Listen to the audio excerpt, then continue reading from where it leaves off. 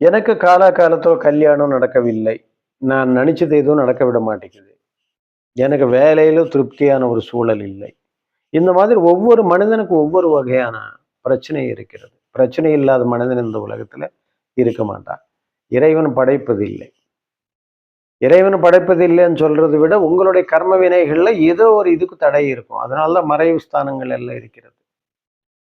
So, இப்போ நம்ம இந்த பிறவி பொருத்தும் வரை நமக்கு என்ன துன்பம் குடுத்திருக்குது? அப்படின்னு தான் நீங்க ஃபர்ஸ்ட் அலச வேண்டும். அதாவது முற்பிறவி இருக்கிறதா? இந்த பிறவி எப்படி?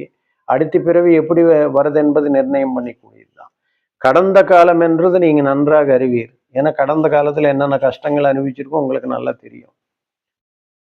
ஒரு கடனாளியாக இருந்தீங்களா? அல்லது ஒரு முதலாளியாக இருக்கிறீங்களா?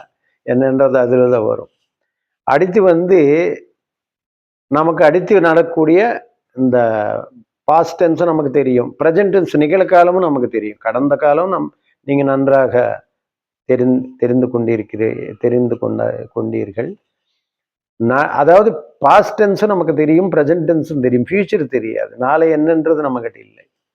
ஆக இந்த 2 நீங்க நல்ல விதமா நடத்தி கொண்டால் 3வது என்பது எளிதாக உங்களை தேடி வரும். அதாவது நான் சொல்வது வந்து இந்த கடந்த காலத்துல செய்த தவறுகள் நிகழ்காலத்துல செய்யாமல் நிகழ்காலத்துல மேற்கொண்டு நல்வினைகள் நீங்க செய்யும் போது அது எதிர்காலத்துக்கு வந்து உங்களுக்கு ஒரு நல்ல வழி காட்டும். இது அனுபவத்துல தான் நீங்க பெற முடியும். நிறைய பேர் சொல்லும் போது புரியாது, நம்ம உணரும் போது தான் தெரியும்.